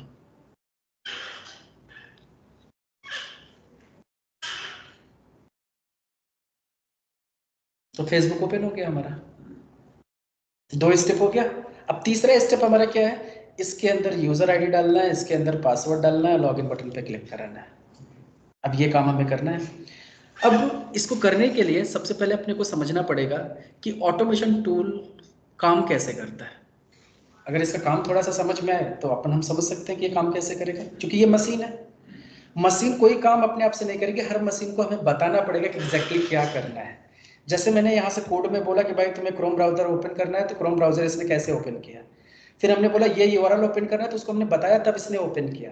तो वैसे ही अब यहाँ पे मैं बोल रहा हूँ कि इसको यूजर आईडी डालना है, तो अब इसके लिए ट्रिक क्या है। तो इसके लिए अब क्या करना होगा कि अभी मान लो यहाँ पे एक ही बॉक्स है, 2 बॉक्स है। अभी ये कंफ्यूज होगा कि किस में क्या टाइप करो, या कोई फॉर्म है तो उसमें 10 टेक्स्ट बॉक्स ऐसे हो सकते हैं, तो कौन सा किस में टाइप करना है तो हमें नहीं पता। अब मान लो कि एक क्लास है, क्लास में 10 स्टूडेंट है, अब उसमें से हमें फाइंड आउट करना है ये स्टूडेंट, तो हम कैसे फाइंड करते हैं, जनरली बाय उसके नेम से, सिंपल सा। तो हमें नेम से आइडेंटिफाई कर सकते हैं, या नेम से नहीं तो कोई ना कोई एट्रीब्यूट से, जिसका नाम हमें नहीं पता हम कोई एट्रीब्यूट ले सकते हैं, अरे वो जो रेड कलर का शर्ट पहना है वो समथिंग, राइट, या ब्लू कलर की जींस पहना है वो, तो ऐसे हम आइडेंटिफाई कर सकते हैं। या तो आईडी कार्ड से, आधार कार्ड निकालो, पैन कार्ड निकालो, समथिंग। तो यही ह्यूमन बिहेवियर हमारा है, किसी चीज को आइडेंटिफाई करने का तरीका, कि उसके स्ट्रक्चर मतलब फिजिकल एट्रीब्यूट से, या नाम से, या आईडी प्रूफ वगैरह से। तो वैसे सेम कंसेप्ट सेलेनियम ने भी करता है, तो कोई भी ऑटोमेशन टूल भी वही कंसेप्ट यूज करता है। तो जब डेवलपर ने कोड लिखा होगा इसका, तो डेवलपर भी क्या करते हैं कि जैसे कोई टेक्स्ट बॉक्स बनाया, कोई बटन बनाया, तो इनके पीछे भी वो भी कुछ ना कुछ नाम, आईडी या एट्रीब्यूट देते हैं, राइट। तो हम पहले हम इसको समझते हैं HTML में कि ये होते क्या है। तो इनको देखने के लिए हमें क्या करना पड़ेगा कि जैसे मान लो ये ईमेल एड्रेस है, तो इस पे जाके टेक्स्ट बॉक्स पे क्लिक करो और राइट क्लिक करो। इस पे राइट क्लिक करोगे तो यहाँ से इंस्पेक्ट का ऑप्शन आएगा। इस इंस्पेक्ट पे जैसे क्लिक करोगे तो यहाँ पे क्या आ गया, ये HTML कोड खुल गया। तो इसको हम बोलते हैं डॉम, HTML डॉम। डॉम का मतलब हो गया डॉक्यूमेंट ऑब्जेक्ट मॉडल। तो अभी ये व्यू थोड़ा सा अच्छा नहीं लग रहा है, तो यहाँ से व्यू चेंज कर सकते हैं। तो ऐसे करके हम ये वाला व्यू ले सकते हैं जिसमें बड़ा दिखे, थर्ड वाला। तो थर्ड पे जैसे हमने क्लिक किया तो ये व्यू आ गया, कोड नीचे आ गया। अब छोटा दिख रहा है, मुझे बड़ा करना है, तो मैं Ctrl++ प्रेस करूंगा तो ये नीचे देखो बड़ा हो रहा है, राइट। तो फॉन्ट बड़ा हो गया। अब वापस से मैं जाके इस पे क्लिक कर सकता हूँ, इस पे क्लिक किया और राइट क्लिक किया और इंस्पेक्ट किया। अब जैसे फिर से मैं इंस्पेक्ट करूंगा तो इसने ये देखो ये कोड सेलेक्ट कर लिया, और कोड जैसे सेलेक्ट किया तो अब उस कोड पे कर्सर लेके जाओ तो वो हाईलाइट कर रहा है ऊपर, देखो जैसे मैं कर्सर बाहर लिया तो पासवर्ड पे गया, फिर इस पे कोड पे लेके गया तो ऊपर ईमेल आईडी को हाईलाइट कर रहा है। तो मतलब तो ये तरीका हो गया। या तो आप क्या कर सकते हैं, दूसरा तरीका, इस पे तो राइट क्लिक करके इंस्पेक्ट किया तब ये कोड आ गया। या तो आप यहाँ से ये माउस आइकन है, इस पे क्लिक कर सकते हो और यहाँ से क्लिक करके देखो सबको इंस्पेक्ट कर रहा है। तो किसी को भी कोड चाहिए तो उसको सेलेक्ट करो, जैसे यहाँ पे कर्सर ले जाए क्लिक करो तो ये कोड ले दे दिया। तो ऐसे कर्सर यहाँ से ले जा सकते हो क्लिक करके। तो फिर से मैंने क्लिक किया, पासवर्ड पे चाहिए तो पासवर्ड पे क्लिक किया तो ये पासवर्ड का कोड सेलेक्ट हो गया। तो यहाँ से हम आइडेंटिफाई कर सकते हैं कि पर्टिकुलर बॉक्स का कोड क्या है। तो अभी हमें यूजर नेम का चाहिए था, ईमेल आईडी का, तो यहाँ से हमने सेलेक्ट किया और क्लिक किया, तो ये हो गया यूजर आईडी का कोड, राइट। अब इस कोड में कुछ ज़्यादा हमें समझने की ज़रूरत नहीं है, सिर्फ फिर भी मैं आपको बताता हूँ कि होता क्या है। तो डेवलपर ने इस टेक्स्ट बॉक्स को बनाने के लिए ये कोड लिखा है। ऐसे ही भगवान ने हमें बनाने के लिए भी कुछ कोड लिखा होगा, राइट। हाथ पैर ये सब चीज़ों के लिए ये हमारे एट्रीब्यूट्स है, हाइट विड्थ कलर ये सब एट्रीब्यूट्स में आते हैं। तो वैसे ही यहाँ पे क्या हो गया कि जैसे मान लो मेल है फीमेल है, तो हम टाइटल से पता करते हैं कि ये मेल है ये फीमेल है। तो वैसे यहाँ पे जो पहला इस कोड का पहला लाइन जो है, जो स्टार्ट हो रहा है, इसको हम बोलते हैं टैग नेम। तो इसका कलर देखो चेंज है, इसको हम क्या बोलेंगे, टैग नेम। तो टैग नेम क्या है, इसका इनपुट, मतलब ये हमारा एक इनपुट फील्ड है, सिंपल सी बात है। और दूसरा फिर यहाँ पे एट्रीब्यूट एक आता है type, type is equal to text. तो ये हमारा क्या बन गया, एक एट्रीब्यूट। तो टाइप हमारा क्या है, एट्रीब्यूट, और ये एट्रीब्यूट की वैल्यू। तो जैसे एक इंसान है तो इंसान के भी एट्रीब्यूट है कि इसकी आंखें हैं, नोज है, ईयर है, ये सब सारी चीजें एट्रीब्यूट में आती हैं। तो वैसे इस एलिमेंट के भी ये सारे एट्रीब्यूट है। तो टाइप एक एट्रीब्यूट है, ये इसकी वैल्यू है। क्लास एक एट्रीब्यूट है, name, ID, test ID, placeholder, मतलब ये जो इस कलर में आ रहे हैं ये सब के सब क्या है, एट्रीब्यूट। और हर एक एट्रीब्यूट की अपनी कुछ ना कुछ वैल्यूज है। समझ में आ गया यहाँ तक कंसेप्ट? तो ये टैग नेम हो गया, बाकी सारे क्या हो गए, एट्रीब्यूट। अब इन सारे एट्रीब्यूट में से मुझे कोई ऐसा एट्रीब्यूट लेना है जो यूनिक हो, जिससे हम इजीली आइडेंटिफाई कर सके।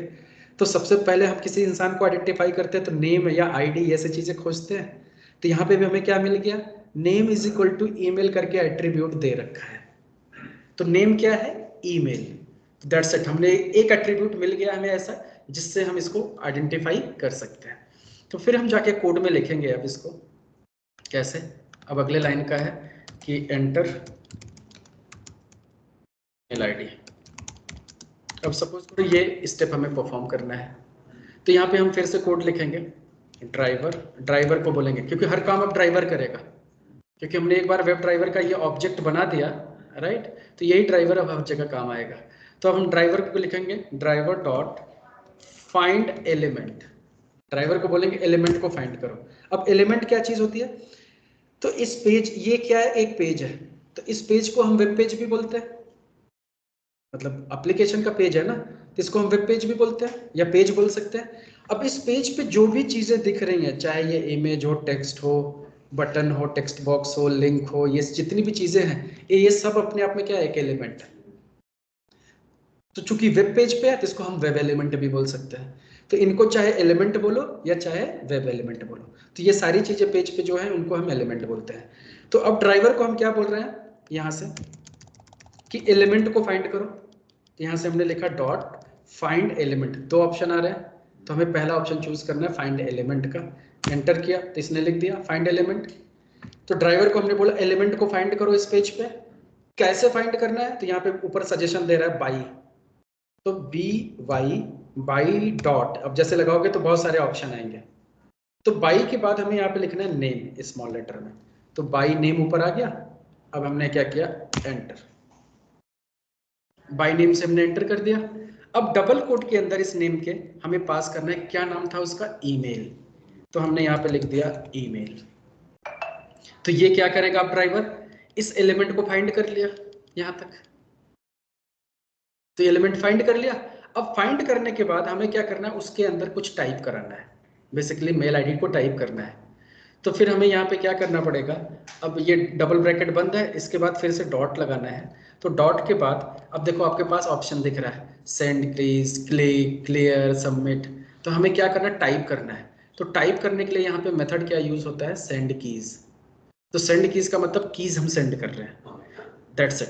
तो यहाँ पे एंटर किया सेंड कीज, और सेंड कीज के अंदर फिर डबल कोट में जाके अब तुम्हें जो टाइप करना है वो टाइप कर लो।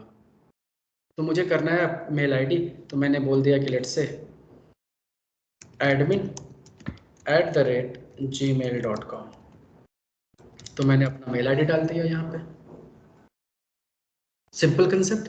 तो अब जब ये कोड रन होगा, अब इस पूरे कोड को अगर मैं रन करूँ तो ये क्या करेगा, पहले क्रोम ब्राउजर ओपन करेगा, फिर फेसबुक ओपन करेगा, फिर ईमेल आईडी फील्ड में जाके ईमेल टाइप कर देगा, यही काम करेगा। तो इसको रन करके देखते हैं, तो रन करो।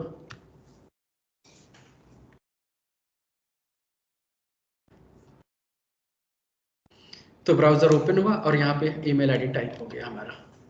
तो मतलब यहाँ तक काम हमारा हो गया। अब नेक्स्ट स्टेप क्या है कि हमें पासवर्ड पे क्लिक करना है, मतलब पासवर्ड पे जाके पासवर्ड टाइप करना है और लॉगिन बटन पे क्लिक करना है। अब दो स्टेप हमें और करना है। तो ये दोनों स्टेप भी सिमिलर होंगे कि जैसे हमने यूजर आईडी टाइप किया वैसे ही हम पासवर्ड को भी टाइप कर सकते हैं, तो मतलब कोड विल रिमेन सेम। तो हमने इस कोड को कॉपी किया और पेस्ट कर दिया। आपको कॉपी पेस्ट नहीं करना, आपको फिर से लिखना है, क्योंकि आपको लिखने की प्रैक्टिस करनी है। तो मैं यहाँ पे क्या किया, फिर से यही लाइन किया, लेकिन इस बार हमें ईमेल की जगह पे इसका नाम कुछ अलग होगा पासवर्ड का, वो हमें चेंज करना पड़ेगा।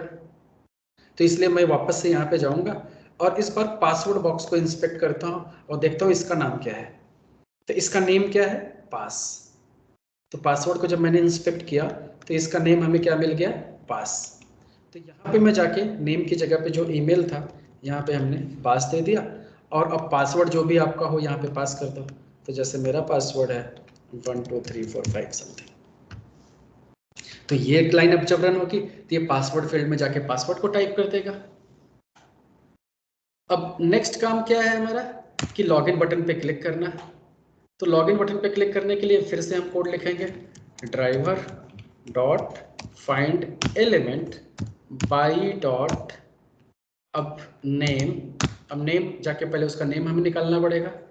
तो नेम निकालने के लिए हम क्या करेंगे, फिर से इंस्पेक्ट करेंगे इस लॉगिन बटन को। अब लॉगिन बटन को हमने इंस्पेक्ट किया और इसका नेम क्या है, लॉगिन। तो यहाँ से इसको मैंने कॉपी किया लॉगिन को, और डबल कोट में मैंने लॉगिन दे दिया इसको। और फिर चूंकि ये बटन है तो यहाँ पे हमें टाइप नहीं करना है, हमें जाके इस पर क्लिक कराना है, इसलिए हम मेथड क्या कॉल करेंगे, क्लिक। That's it. अब हम इसको रन करें तो ये यूजर आईडी पासवर्ड एंटर करके लॉगिन पे क्लिक करेगा। तो चूंकि यूजर आईडी पासवर्ड ही हमारा गलत है तो सक्सेसफुल लॉगिन तो नहीं होगा, बट कोशिश तो करेगा। तो लेट्स सी, इसको राइट क्लिक करो और रन करो।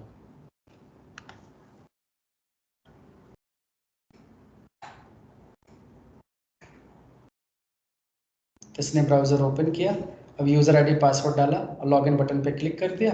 तो चूंकि पासवर्ड गलत था यूजर आईडी, तो इसने बोल दिया कि password that you have entered is incorrect.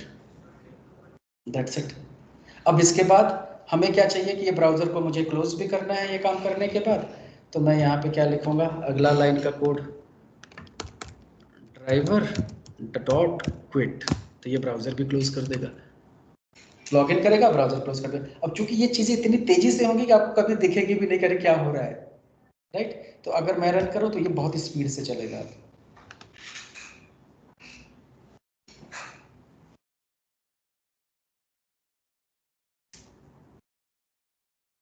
तो ये देखो लॉगिन करके क्लोज कर दिया, तो ये पूरी स्पीड में काम हुआ।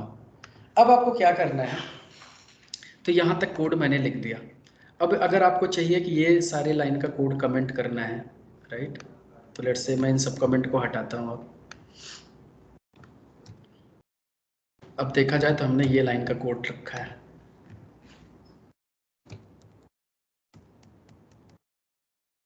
ये लाइन का कोड हमारे पास है। अब इस लाइन के कोड से ये हमारा ABCD हो गया बेसिकली सेलेनियम का।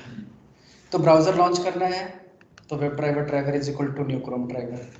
उसके बाद अगर उसके अंदर कोई URL ओपन करना है तो वो URL ड्राइवर डॉट गेट में डाल देना है। फिर एलिमेंट को आइडेंटिफाई करना है और क्लिक करना है। सिंपल कंसेप्ट है। तो यहाँ तक हमने कर लिया। अब मैं क्या करता हूँ, अब आपसे मुझे काम करवाना है वापस से। तो आपको क्या करना है, दूसरा असाइनमेंट है आपका, जस्ट अभी आपको करना है। वो आपको क्या करना है कि यहाँ पे जाके आपको फिर से एक क्लास बनानी है, न्यू क्लास, और क्लास का नाम दे दिया लेट से गूगल। अब आपको जाके यहाँ पे फिर से मेल लिखना है। मेल लिख के अब आपको फिर से क्रोम ब्राउजर ओपन करना है या एज ब्राउजर ओपन करना है। फिर उसमें google.com ओपन करना है। फिर google.com में जाके ऑटोमेशन टेस्ट हब को सर्च करके सर्च करना है। टेस्ट हब टाइप करके सर्च बटन पे क्लिक करना है। अब ये चीज आपको अपने आप करना है, तो इसको करो आप। तो ये आपका अभी का असाइनमेंट है, जस्ट 5 मिनट लगने चाहिए आपको लिखने में ये, ठीक है। तो अगर आपने लिख लिया तो मतलब दूसरी चीज हो गया। हाँ बोलो। So I'm getting the error in Selenium Jan. It is showing something. It is not actually detecting the WebDriver. ठीक है, तो स्क्रीन शेयर करो। Yeah.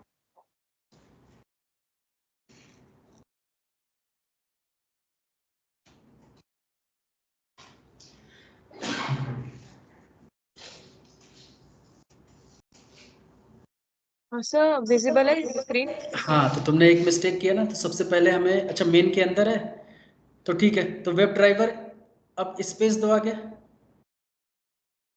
फिर से लिखो वेब ड्राइवर, वेब टाइप करो, ड्राइवर लिखो पूरा। अब ये एरर दे रहा है ना, तो इस पे कर्सर देखो, ऊपर इंपोर्ट का ऑप्शन आ गया, इंपोर्ट कर लो। अब एरर चला गया, फिर लिखो ड्राइवर, फिर enter is equal to new Chrome driver is equal to new small letter में space Chrome driver C capital, देखो खुद ही आ गया, एंटर करो और लास्ट में सेमीकोलन। सो ये तो वो ऊपर हेडलाइंस क्यों दिखा रहे हैं लर्न सेलेनियम और एसआरसी के नीचे? कहाँ पे डेडलाइन दिखा रहा है? ये यहाँ। तो सेलेनियम कोड में तुमने हेलो वर्ल्ड लिखा है, सेव करो इसको।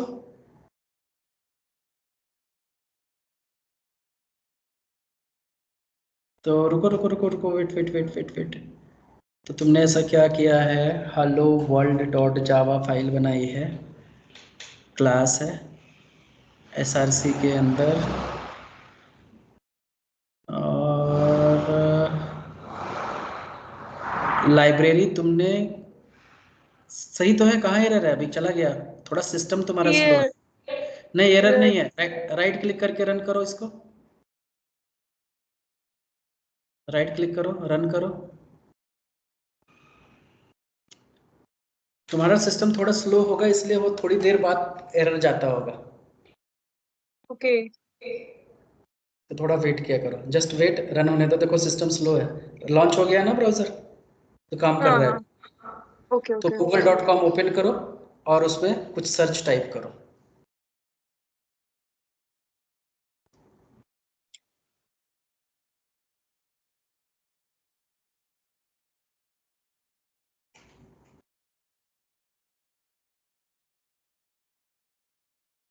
अब देखो HTTP लगाना जरूरी है, तो HTTPS होता है गूगल में भी,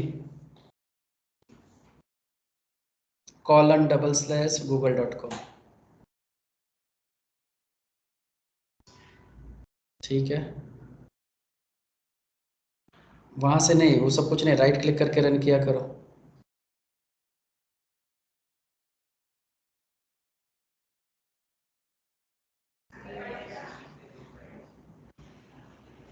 यस सर। अब गूगल को इंस्पेक्ट करो, वहां पे ऑटोमेशन टेस्ट हब टाइप करो, फिर सर्च पे जाके क्लिक करो, ये 2 लाइन का कोड लिखो फिर से।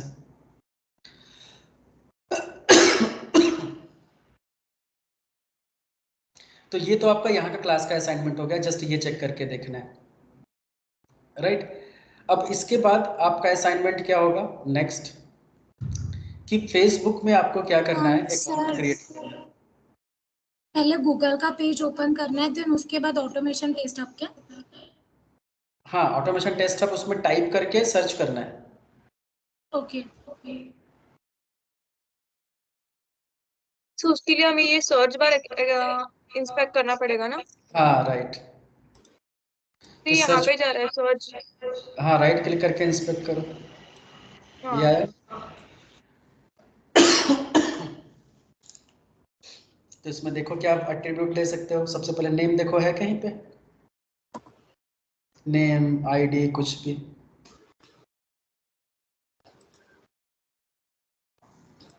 तो मुझे तो दिख रहा है name is equal to Q, तो जाके ले लो क्यू, छोटा है तो क्या हुआ, क्यू है ना। अब क्यू को क्यों कॉपी करना है, ये तो मैंने वैसे भी लिख सकती हूँ एक लेटर।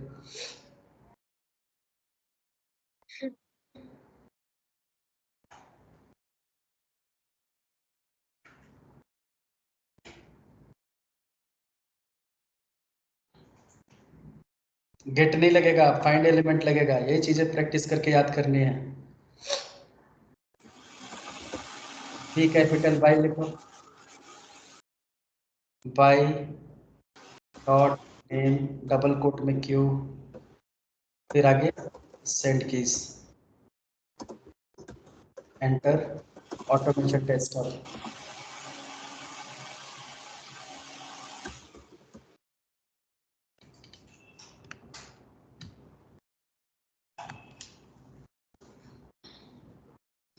फिर अब जाके सर्च बटन को इंस्पेक्ट करो और उस पर क्लिक करा। सर फिर से ये भी तो सर्च बटन पे किया था ना? नहीं, ये तो तुमने बॉक्स को किया था ना, नीचे सर्च बटन को क्लिक करना पड़ेगा ना। ये तो तुम Okay, टाइप okay. करोगे यहाँ पे। हम्म.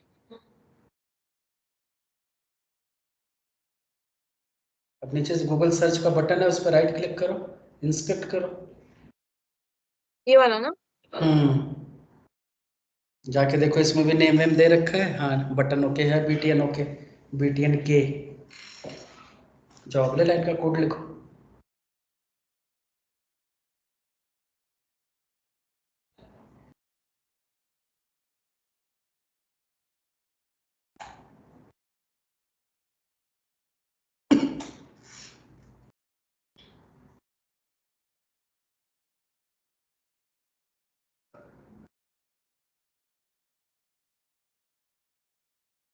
डॉट डॉट, क्लिक करवाना पड़ेगा ना सर? हाँ डॉट क्लिक, एंटर कर।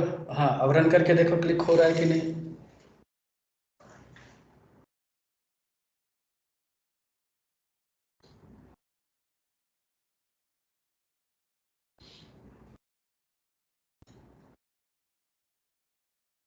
अब देखो टाइप किया लेकिन सर्च नहीं किया, नहीं हुआ.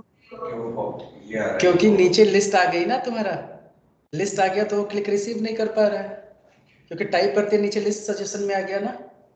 हाँ अब तुम हाँ. क्या कर सकते हो, कीबोर्ड से एंटर प्रेस करा सकते हो। हम्म.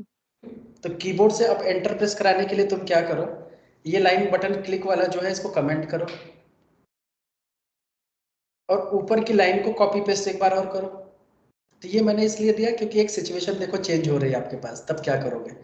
तो ये लाइन पेस्ट करो, कॉपी पेस्ट करो, लाइन नंबर 16 को कॉपी करो, नीचे पेस्ट करो। हाँ, उसी के नीचे. और सेंड कीज में जहां पे ऑटोमेशन टेस्ट हब लिखा है उसको डिलीट करो। डबल कोड को भी डिलीट करो। अब यहाँ पे टाइप करो कीज, के कैपिटल टाइप करो कि हाँ keys, KEYS, keys dot enter, ENT। Enter आया, एंटर सेलेक्ट कर लो। तो अब ये क्या करेगा, सीधे एंटर बटन पे क्लिक कर देगा तो काम हो जाएगा। रन करो तो ये टाइप करके सीधे एंटर पे क्लिक कर देगा अब कीबोर्ड से।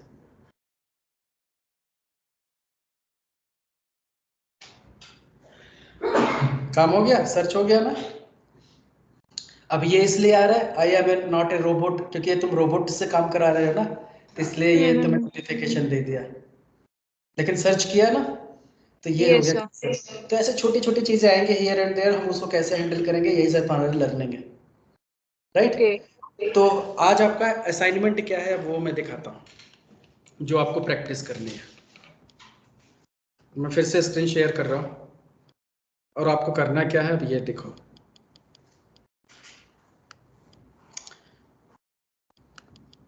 अभी तक आपने क्या किया, यहाँ पे आप क्या करोगे, सबसे पहले फेसबुक ओपन करोगे। ओपन करने के बाद क्रिएट न्यू अकाउंट पे क्लिक करना है। तो आपको ये शायद नहीं कर पाओगे, लेकिन मैं इसलिए दे रहा हूँ क्योंकि जो चीज़ें नहीं भी पता हो तो मुझे ये देखना है कि आप सोचते कैसे हो। मतलब मुझे आपको ट्रेंड कैसे करना है कि मेरे से कम खुद से ज़्यादा सीखना है, तब इंटरेस्टिंग होगा काम। तो अभी क्रिएट न्यू अकाउंट पे आपको नेम वगैरह शायद नहीं दिया होगा। अगर मैं इंस्पेक्ट करूं,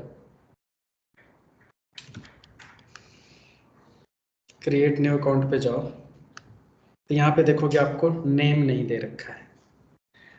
नेम नहीं दे रखा है तो इसको आइडेंटिफाई कैसे करोगे। अब एक बात तो बताया नहीं है मैंने, तो फिर प्रॉब्लम है ना। तो एक काम करो, इसको मुझे कल वैसे दिखाना था, तो एक काम करो छोटा सा और सिंपल सा देता हूँ तुमको। लेट्स से gmail.com ओपन करो। अब gmail.com में क्या करना है, आपको अपना मेल आईडी डालना है, फिर नेक्स्ट पे क्रिएट, तो या फिर gmail.com ओपन करके क्रिएट न्यू अकाउंट पे क्लिक करो, या फिर क्रिएट पे क्लिक करोगे तो फिर इस ये ऑप्शन आएगा फॉर पर्सनल यूज़, इस पे क्लिक कराओ। फिर यहाँ पे जाके first name last name enter करो, फिर नेक्स्ट पे क्लिक करो, फिर ऐसे करके अकाउंट क्रिएट करना है आपको। तो बेसिकली ओवरऑल जीमेल पे एक अकाउंट क्रिएट करके आपको लॉग इन करना है, ठीक है। अब यहाँ पे एक चैलेंज आपके सामने आएगा, वो मैं पहले बता देता हूँ कि जैसे मान लो आपने यहाँ पे, थोड़ा सा मैं बैक करता हूँ, ईमेल आईडी डालोगे, सपोज करो कि @gmail.com समथिंग डाला। अब जैसे ही आप नेक्स्ट पे क्लिक करोगे तो ये थोड़ा टाइम लिया ना इधर उधर ऐसे, तो अगले पेज पे आने पे तो could not find your Gmail, let's say मैं तो नया बना रहा था भाई, ऑटोमेशन टेस्टर सपोज करो। अब जैसे मैंने यहाँ पे क्लिक किया तो ये देखो ऐसे नेविगेशन होता है, फिर अगला पेज आता है, तो अगले पेज पे फिर से टेक्स्ट बॉक्स आएगा, अब उसमें फर्स्ट नेम लास्ट नेम मान लो हमें डालना होगा, तो ये बीच में वेटिंग टाइम हो गया, तो वो एरर थ्रो करेगा, अगला लाइन काम नहीं करेगा। तो बीच में हमें थोड़ा वेट करने के लिए आपको यहाँ पे काम करना पड़ेगा कि मान लो जहाँ पे आपने क्लिक ऑपरेशन परफॉर्म किया, अब उसके बाद आपको थोड़ा वेट चाहिए, तो आपको क्या लिखना पड़ेगा यहाँ पे, thread.sleep लिखोगे और इसमें आपको टाइम पास करना है। टाइम जो होगा वो मिली सेकंड में होगा, तो 1 सेकंड का मतलब 1000 मिली सेकंड। तो मान लो मुझे 3 सेकंड के लिए रुकना है या 5 सेकंड के लिए रुकना है, तो यहाँ पे हम क्या लिखेंगे 5000, तो 5000 का मतलब 5 सेकंड हो गया। और जैसे लिखोगे तो यहाँ एरर आएगा, तो एरर पे कर्सर ले जाके कर देना है आपको ऐड एक्सेप्शन, दैट्स इट, तो ये एरर चला जाएगा। फिर जैसे ये लाइन रीड होगी ये 5 सेकंड के लिए रुक जाएगा, फिर आपका अगला स्टेप चालू हो जाएगा। तो जहाँ कहीं बीच में रोकना है थोड़ी देर के लिए, 1 सेकंड 2 सेकंड के लिए, तो बीच में आपको ये लाइन यूज करनी पड़ेगी, फिर आपका काम हो जाएगा। तो ये आपका असाइनमेंट है। तो चाहो तो आप फेसबुक में भी जाके अकाउंट क्रिएट करो, या असली फेसबुक से अकाउंट से लॉगिन करो, जीमेल पे जाओ, या फिर आप एक काम और कर सकते हो कि फ्लिपकार्ट ओपन करो,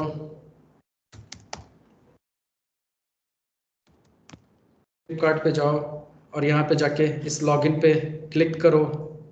क्लिक करने के बाद फिर यहाँ जाके मोबाइल नंबर लेके रिक्वेस्ट OTP करो, जो भी करो, या फिर अमेजोन पे जाओ, amazon.in इसको ओपन करो। अब ये कुछ समथिंग ऐसे आ रहा है, तो आपके सबको डिफरेंट बिहेवियर आएगा, क्योंकि भाई ये ऑटोमेशन स्क्रिप्ट को चलने नहीं देते ये लोग, राइट। तो फिर भी आपको हाथ पैर मारना है, बेसिकली जो लाइन का कोड लिखना है, लिखा है आपको, उसको 10-12 बार लिख के प्रैक्टिस करना कि ये ऐसे होता है, दैट्स इट। तो जिसका सिस्टम नहीं सेटअप हुआ है तो उसको आज सिस्टम सेटअप करके एटलीस्ट जितना कोड मैंने करा है इतना कोड की प्रैक्टिस कर लेनी है, कल इसके आगे हम कंटिन्यू करेंगे। तो अभी 2-3 क्लासेस थोड़ी स्पीड स्लो रहेगी, तो कल थोड़ा ज़्यादा पढ़ाऊंगा और असाइनमेंट ज़्यादा दूंगा, क्योंकि 1 वीक करना है आपको, ठीक है। तो आज के लिए बस इतना ही। तो आपको अगर ये वीडियो देखना है तो इसी चैट में आपको, जैसे मैं रिकॉर्डिंग स्टॉप किया